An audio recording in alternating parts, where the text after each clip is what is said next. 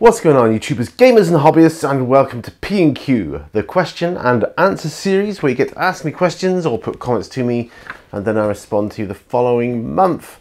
Now you can do this one of several ways. Put your comment or question down below in the comments section, or you can email me for an anonymous response at miniwarzone@gmail.com. There'll be a link in the video description below. You can make a video yourself or just ask a question on a video you make and I may see that, pick that up. Or we could meet in person and, yeah, we'll discuss the topic there and then I'll bring that up here as well. So that's the main ways of doing it. Anyway, I've got a few questions. Today, I've got a couple of personal questions and an email. I'm going to go in reverse order, so that's how I'm going to do it today. So, in reverse order today. By the way, I'm recording this on the 23rd of April. It's around about the time I will record these. So, you know, if your questions get put to me after the fact, I'll just answer them on the following P&Q episodes. So that's how that will work. I'm very tired today. I'm very sorry. I did a very late night shift last night, and I'm really feeling it today. So if I yawn, just about to. Yeah, so there may be a new intro for the video this month as well. I nearly said this week. There may be a new intro. I'm trying to, you know, get ready for this whole Article 13 business. I don't want any comeback to me, so I shall be looking at my videos in that way, right? So I'm going to go in reverse order with these questions that you put to me. All right, so. And incidentally, I don't know what episode this is, 200 and whatever episode. I'm still really enjoying this series. I love making this series. It's one of my favourite to make. This and the On the Bench series, which you may know. And of course, I do my painting with patrons as well now for my patrons. Check that out if you fancy. Anyway, going in reverse, and we'll start with Frost and Fists, who says, "Great P&Q as always, my brother. I think that's a great house rule." We were talking about house rules on that particular episode. "Nothing is more frustrating than having a couple of players with their noses in the phone. You get to their turn and all they want to do, and they respond with, 'What's happening?' or I don't even know what's going on." Aggravating. Very, extremely. That's why I use a house rule of no phones in my games. Particularly RPGs. "My personal house rule is that everyone has to roll where everyone can see and leave their dice long enough for everyone to see. We had a few people that rolled their dice off by themselves, scooped them quickly, and always reported amazing rolls. Very suspicious. I don't want to ruin a friendship or even a game night by having a fight and accusing someone of cheating. So we make a big deal about the rules in advance so no one's feelings get hurt later." That is really, really good. That's a good house rule, actually. And I think after reading this, I'm thinking of incorporating this into my own games as another house rule. No phones and always must see the dice. Yeah, it just avoids a little bit of snipiness sometimes, I suppose. But yeah. He says, he goes on to say, rather, "I figured my question from recently will be on the next video. Would it be helpful to you if I copied and pasted the question here to keep you from having to dig through multiple places? Keep up the great work, my brother, Wolf Brother Mythos." Yeah, and you know, I thank you very much for doing that, because it's enabled me to get that question, which I will come to a bit later, as we will see. But I couldn't find it. I don't know if it's just there's some problem my end. I don't know. I could not find the question. So it's a really good job you did that, sir. Thank you for doing so. Okay, then William QB's next. Okay, forgot I did one. Okay, question. Did think of doing military shows. If you do not know what are, see vids in this. You just display your model. But fun to see and say Art of War and minis have delars me. I get a kit or two and bits that he uses in my hobby. Seen yours posted. But have I thought of doing military shows? Not really. I suppose I could look up the videos on that, where you just display a model. I mean, I've entered my models in display type settings before, which is quite good fun. So that might be good. Right, so going in reverse. So that was that page. Okay, so still in reverse. Next question then comes from a Stephen Green, who says, enjoyed the show. Took me a while to get to it with life getting in the way. I understand that totally, because life gets in the way of most things for me these days. Your Totopoly restoration has inspired me to start looking for some old games from my own childhood I'd like to restore. And that said, I have yet to do the video of the final restoration piece. So I mean, we've played it, my family and I, and we've really enjoyed it. So we're happy. I'm happy to have a fully restored Totopoly edition board game again. I'm currently running a D&D campaign, and I'm a bit with a bit of an underwater theme at the moment. I was wondering if you had any experience with the Deep One's Reaper miniatures. No, I don't know. I was thinking they'd make good stand-ins for Kuatoa, aka Fish People. How far do you go with using miniatures in your D&D games? I basically just use them for battle sequences with a grid-marked map. But one day I would love to be able to lay out whole dungeons with painted tiles and the whole shebang. It's varied over the years, depending on where we end up. If we end up in a dungeon, then we do the, like you say, the full shebang. Got all the map tiles and it looks phenomenal. For other settings, it depends what I've got on hand at the time. I mean, obviously, when we first started off, my original gaming group, it was just theatre of the mind stuff, you know.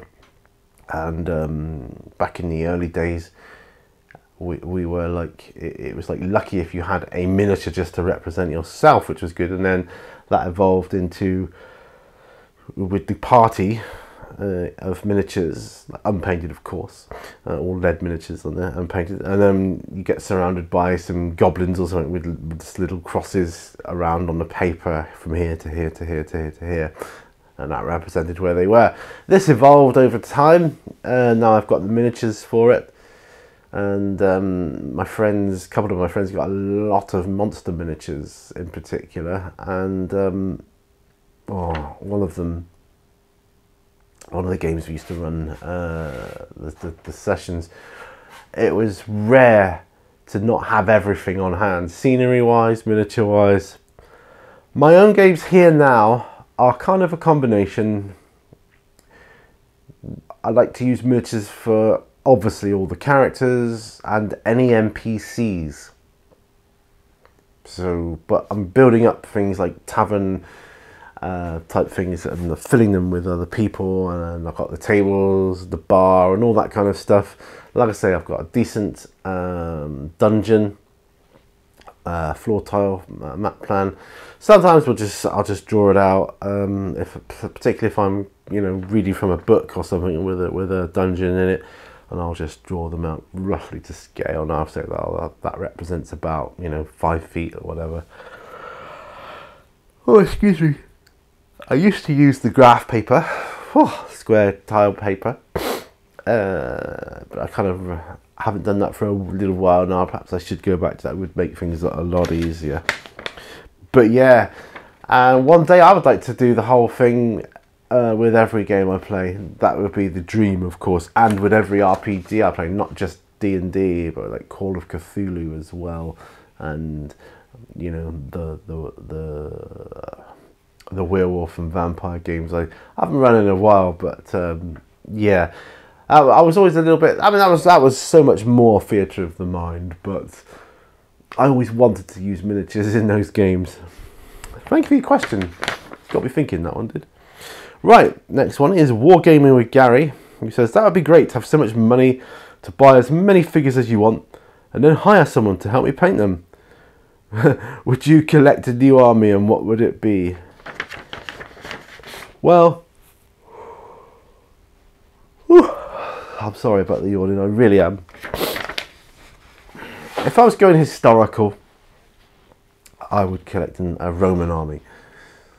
A Roman army, maybe a Gaul army, maybe. Been watching a fair bit of Spartacus lately, so yeah, maybe. Non-historical, what sort of army would I like to collect? What would it be? I don't know. I've got a lot of armies. Inquisition. I don't know if I could do an army of Inquisition. You know what I mean. Assassins. Army of Assassins, that'd be cool. Like, if you do kill team stuff. Kill team stuff, I could do some cool customized armies, I think. Full on armies, I don't know. I've got most armies I want. I've got several Space Marine armies. I've got Tyranids, which are my main love. I've got Necrons. Started collecting Tau, although that's a slow progress, painting them all up. But you know, I'll get there eventually. What else have I got? Orcs, of course. Yeah, they're good. I wish they would have some updated models, like for their like main infantry and stuff, like the boys and that. I could do with some more, I think, variations on those. But I know from watching your own videos, you get like orcs from anywhere, really, can't you, these days? But yeah, I can't think of anything. Imperial Knights, maybe. An army of Imperial Knights. Now that would be awesome. Some Deptus Titanicus. Yeah, that would be cool. Alright, moving on to Idic B, who says, great show, Pete. Yeah, my Q&A is running exactly the same, rereading the questions. What do you think about GW giving rules for their terrain? Do you think it helps sell it, or is it a hindrance to sales if the rule isn't beneficial in game? Maybe they would sell more without the rules for it. I don't think so. I think having rules for terrain is ideal if you want to use that. For me, myself, if we had some terrain and it was like, I don't know, this building with this particular emblem on the front has certain rules, but do you want to just treat it as a normal piece of terrain? We'd be like, yeah, sure. Or if the rules were quite interesting, then we'd use the rules. We would just agree it beforehand, I think. I don't think it has any... I don't think it has any influence on sales, because terrain can just be terrain. Yeah. That's just my own opinion. Right. Getting through these questions. Right, on to Atomic Dog Scale Model Freak. Says, great P&Q. I have returned. Welcome back, Brian. And I am back to watching your vids. Life happens, doesn't it? Just. It's kicking my ass right now. My question, which single miniature is your current favourite? Favourite all time? Take care. Happy birthday, Pete. Oh yeah, because it was my birthday last time, wasn't it? Right. Single miniature is my current favourite. I think the Imperial Robot, what is it? UR025 or something like that, from the Blackstone Fortress set. I don't have it to hand, but it's not too far away in that direction. Yeah, the Imperial Robot from the Blackstone Fortress game. That's my favourite current model. My favourite all-time model, I don't know, it's crossed between the Broodlord and Imperial Knight. Yeah. Okay, and here we go. Frost and Fist. So this is the question he asked before that apparently got missed, and I'm sorry about that, brother. But thank you for copying and pasting it or sending it to me. He says, hey there, my brother. As my expert on Reaper Bones, wow, I don't know about that. I have a question for you. I've recently picked up quite a few Reaper Bones from the Chronoscope Escape line for an upcoming RPG that I'm doing in a post-apocalyptic wasteland. A good line of miniatures to use for that. When it comes to priming Bones miniatures, I've heard 1. bones don't need to be primed. 2, always prime everything. 3, priming causes the plastic in bones to become gummy in texture. I assume in the last case it's likely the accelerant in rattle cans that caused the texture issue. But as you can see, there are a variety of different thoughts. I know you usually prime by brush. What are the thoughts of a pro like yourself? Thank you as always, and keep up the great work, my brother, Wolf Brother Mifos. Well, thank you for calling me a pro. That's a nice compliment. A lot of the Chronoscape line, a lot of them are metal, so you wouldn't have to worry about that even. But even with metal miniatures, I always like to gently wire brush them all down so that they're shiny before I start priming. Just get that powdery like texture to them I don't like. It says bones don't need to be primed. I can't say whether they do or not. Always prime everything. I always prime everything anyway, and as you say, I use the Vallejo airbrush primer, whether it's through an airbrush or by hand, and I usually like to prime by hand particularly on smaller models, because I like to, like I say, get a feel for the model and how it is. I've not experienced any gumminess in texture with my bones models. I don't use rattle can primers at all for anything, so I can't say that. Could it possibly? It could possibly affect them, couldn't it? But like I say, using the airbrush primer by hand is fine, because it's thinned down anyway. Being an airbrush primer, it's quite thin. It goes on nice. It's just like another paint to my mind. Just put it on nice and thin. You don't need to thin it down, and then just paint over the top of it. I've had really pleasing, to me at least, results with doing that. So I will always prime my Reaper models. I may one day get a Reaper model, not prime it, just see if I can paint on it and see how that goes. I don't know. Yeah, but I've not experienced the gummy texture, at least not yet. So my advice from my perspective would be to prime them, but try not to use a rattle can if that's the way you want to go. I mean, the Vallejo airbrush primer I use, you get like one of those bottles about that size, lasts ages, absolutely ages, and you can just go on and on and on with that. And like I say, I've had no problems with them. I would prime them. I do prime them because I know it works, and I want to stick with what I know works. I would hate to paint the model only for it to all just peel off, you know, after using it a couple of times. I'd hate that. I'd be well peeved. Yeah, so my thoughts are prime it. Right, last page, working back to front. I'm just going to lean forward, look at the camera, battery, we're all right there. All right on the mic, right, okay. And we're at Wizard Wargaming, who says, great episode, mate, enjoyed it. Thank you for your answers. Do you actually play / collect Age of Sigmar as well? And if yes, are you looking forward to the Warcry game? I am, especially if it's close to Kill Team. The models and terrain look really good. It's just awaiting some info on the rules now for me. I don't play Age of Sigmar. I have got some Age of Sigmar models though. I've got both the original and the latest like box set, starter set, or whatever it's called. Warcry game, if it is close to Kill Team, that could be something I would get into. If you don't need that many models, that's a possibility. It's the reason I got into Hordes.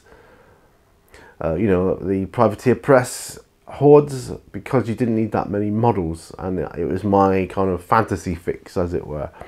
But I didn't want to.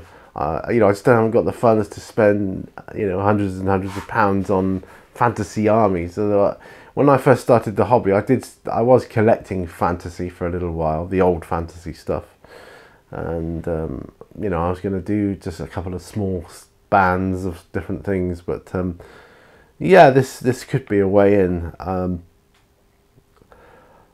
I wouldn't say I'm looking forward to the Warcry game because I don't really know much about it. But like you say, if it is close to Kill Team, I probably will look at it in the future. Okay.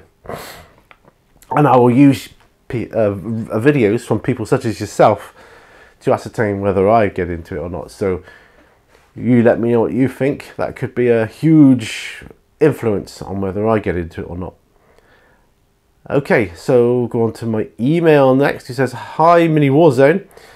I see you have a section on airbrushing on your channel, and I wanted to ask you a question, but I feel kind of silly to ask it, so I am emailing you instead.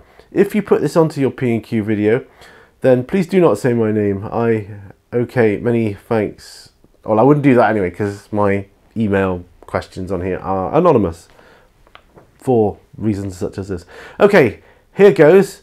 And may I say, don't ever feel silly about stuff, because, you know, what's that saying? A wise man learns more from a foolish question than a fool will ever learn from a wise answer, or something like that. So always ask. Okay, here goes. How can I avoid my painting spraying out a grainy or sandy effect? I have cleaned my airbrush, just like your video shows, but to no effect. Please, can you advise? Without knowing more about your situation, it's tricky, but my best guess would be most commonly you're holding your paintbrush, your airbrush, too far away from where you're spraying. So by the time the paint gets to the model, it's dry already, hitting it and causing that grainy effect. That's the most common reason for that. I say if you have cleaned your airbrush, you know, thoroughly, then that's got to be the only reason. It depends on the humidity, the temperature, and the distance that you're spraying from. Spray as close as you can, you know, to get the effect you want. Okay, I've got a video question at Wizard Wargaming. It says, what do you think of the new Chaos models? I like all Chaos models. I like all models, so I like them. Right, I've got a couple of personal questions now. Which, my friend was around, and we were having, actually we were in here in my man cave. We were having a discussion about the hobby stuff, and he asked me which type of agitator do I prefer to use in my paints, the glass or the metal ones. And I thought, well, that's a good question for P&Q. I've got both. I prefer the metal ones because they're just that slightly little bit heavier, and they cut through the thicker paints easier. They rattle around more and mix it up easier than the glass ones do. That's my own opinion. Oh yeah, and a different friend actually asked me, what's the best piece of life advice you've ever been given? I would say we were, you know, having a drink, but it was just tea. So we were drinking tea. I would say, what's the best piece of life advice you've ever been given? And I got to thinking about this. The best piece of life advice I've ever heard, I've not been given, but the best piece of life advice I've ever heard was, no matter what your environment, work, wherever, domestic, doesn't matter, always be nice to the people you meet on your way up. Whatever, you know, there is. Because you will always meet the same people on your way back down. I thought that was a good piece of advice. You know, just be you. Be a nice person. Be the best person you can be. And, you know, you won't get nothing coming back to bite you in the ass. That's the way I looked at it. So that was my best piece of life advice I've ever heard. I can't recall anything I've been given. And I said that at the time, but that was definitely the best advice I'd heard. So that's P&Q for this month. Thank you for your questions. Got them. So this is good. We've been on 4 sheets for the last several episodes now. I like that. I like having lots of questions. It's good to answer. I thank you all. And yeah, don't forget, check out my Patreon if you want to. It's $1 a month and you'll get access to exclusive videos on there. And oh, there may be in the future, if I can secure the job I want, I may be doing it. If I can do this, I will be doing a giveaway in the future. Hopefully a really good giveaway, and we can have some fun with that. So, you know, everybody, fingers crossed for that. You know, help me, think positive vibes. Pete is going to get a new job. Pete's going to get a new job. Anyway, thank you. Bye for now. Remember, all brushes lead to war. See you on the next one. Ciao.